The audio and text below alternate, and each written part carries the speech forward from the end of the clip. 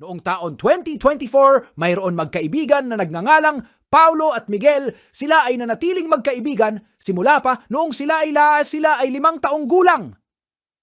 Sila ay magkasama sa kalokohan, kalungkutan at kasiyahan. Nagkaroon na sila ng maraming hindi pagkakaintindihan, pero sila ay nanatiling magkaibigan pa rin. Maraming tao nang lumipas sila'y nakapagtapos ng elementarya, sekundarya ng masaya kahit wala sila sa honor list noong nakapagtapos sila. Ngayon sila ay totongtong sa kolehiyo ng magkasama at ang nagustuhan nilang kunin na kurso ay ang kurso ng paggawa ng bahay. Construction worker charot, civil engineering ang kanilang napusuang kurso. Isang araw sa isang malawak na campus, makikita ang dalawang magkaibigang sina Miguel at Paolo na naglalakad papunta sa kanilang next class. Ang araw ay malamig at maliwanag at puno ng mga estudyante ang paligid. Pare kinakabahan ako ngayong kolehiyo na tayo, parang babagsak kaagad ako. Terror daw teacher natin sa first subject differential calculus na si Sir Scary Cordy. Oo nga grabe daw yun magpa-quiz 100 items tas nagbibigay ng hindi na-discuss. Oh man, sana makapasa tayo, ayoko magkabagsak na subject kaagad ngayong first sem. Balita ko may short quiz kaagad tayo pagkatapos niyang mag-discuss mamaya. Tara mag-advance reading tayo sa calculus. Ayoko rin bumagsak. Nag-advance review na ang magkaibigan para pumasa sa short quiz. Pero noong nag-short quiz na sila sa differential calculus, sila ay bumagsak at pareho na nakakuha ng 10/50. Sumunod na ang kanilang klase ng mabigat ang pakiramdam. Kinabukasan. Grabe! Hindi ko makalimutan yung quiz kahapon, ng sakit ang aking dibdib. Hindi ba introduce yourself at learning contract lang sa first meeting, bakit ganun yung guru na iyon? Sa susunod, lilipat na ako ng klase, ayoko siyang maging guro. Ayos! Lang yan, marami naman tayong bagsak kahapon, buti almost the whole class at other class ang bumagsak sa quiz na iyon. Bawi na lang tayo sa susunod na quiz. Yung takdang aralin mo pala, tapos na ba yung mga plates? Ay oo pala, hindi ko pa nagawa, pakopya nga pare koy. Ha ha ha! Ito, o parekoy, bilisan mo, kukopyahin rin daw ni Lendor. At nagklase na nga ang magtropa na si Miguel at Paulo. Maganda ang naging araw nila ngayon. Nagtuloy-tuloy nga ang pagpasok nila sa kolehiyo at makalipas ng ilang buwan ay natapos nila ang VISDO, yung first year college ng civil engineering, at pinasok na nila ang preskola, ang pangalawang yugto ng pagiging kolehiyo. Isang araw sa buhay, second year college nila, Miguel at Paulo, nasa cafeteria sila. Hindi ako makapaniwalang second year na tayo, malapit na natin makamit ang ating mga pangarap. Hindi ko sasayangin ang pagkakataon na ito dahil pinaghirapan ng aking mga magulang na bigyan ako ng magandang edukasyon. Ako rin, Paulo, talagang gagalingan ko.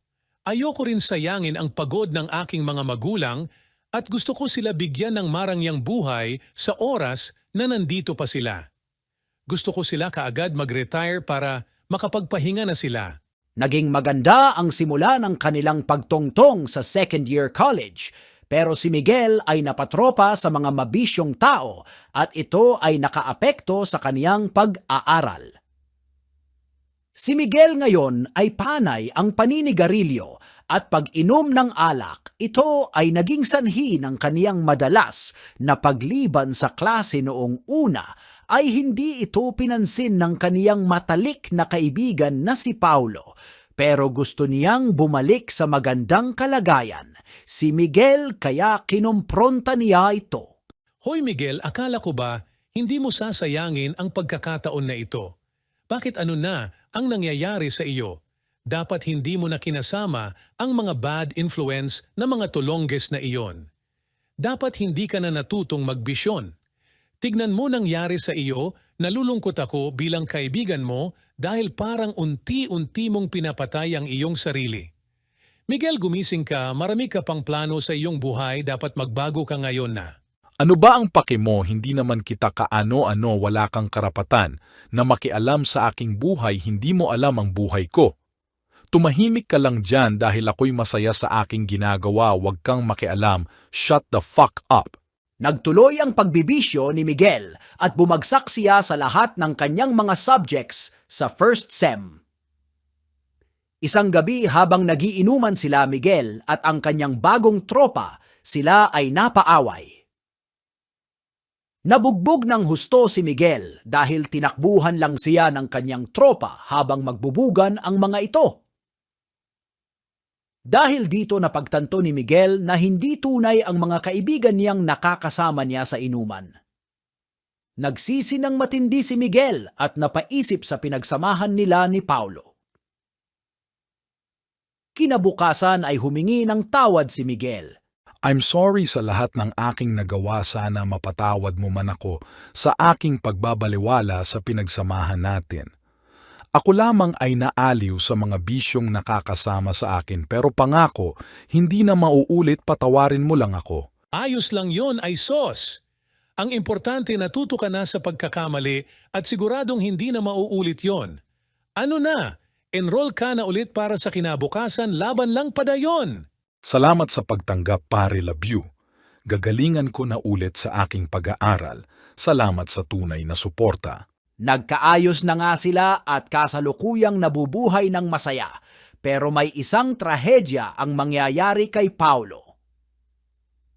Kinuhanan na nga ni Miguel ang mga nabagsak niyang subject at sinusubukang itama ang lahat. Pero habang lumilipas ang ilang araw, si Paulo ay nababagsak sa kaniyang mga subjects ngayong second sem. Sobrang nakakaapekto ito sa mental at physical health ni Paulo dahil minsan hindi na siya kumakain at nakakatulog ng maayos dahil sa kaniyang studies.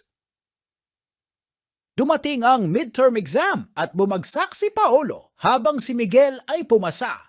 Dahil dito ay na-depress si Paulo at hindi pumasok ng ilang araw sa university. Nag-aalala na si Miguel at binisita sa Paulo sa kaniyang dorm. Ano, susuko na lang ba tayo, dito na lang ba ang ating mga pangarap? Hindi na ba natin itutuloy? Hindi ba natin malalagpasan ang ating mga limitasyon? Papanoorin na lang natin ang iba na magtagumpay sa buhay habang tayo nakangangalang sa achievements nila, ano na Paulo? Pasensya niya kung nag-alala ka pa, Miguel, pero parang hindi para sa akin ang kolehiyo. Kasi ang bobo-bobo ko, parang hindi ko talaga kaya kahit ano ang gawin ko.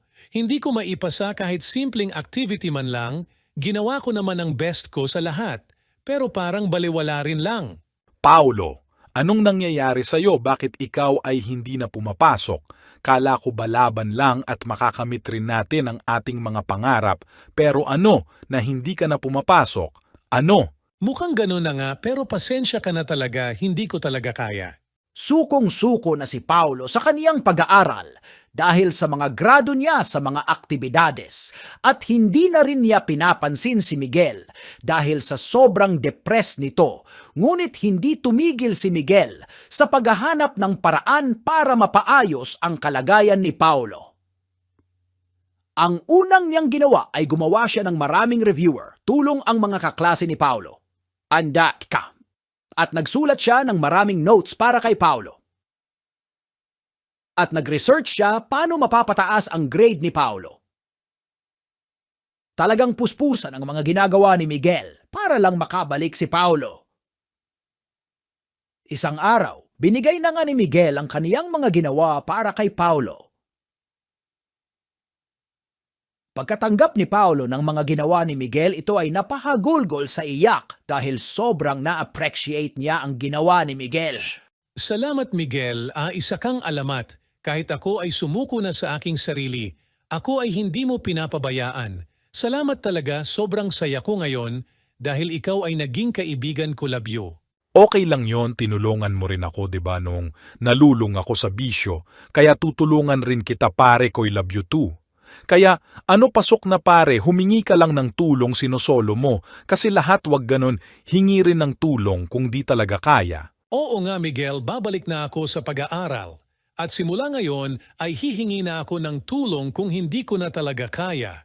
Salamat pare ko'y love you.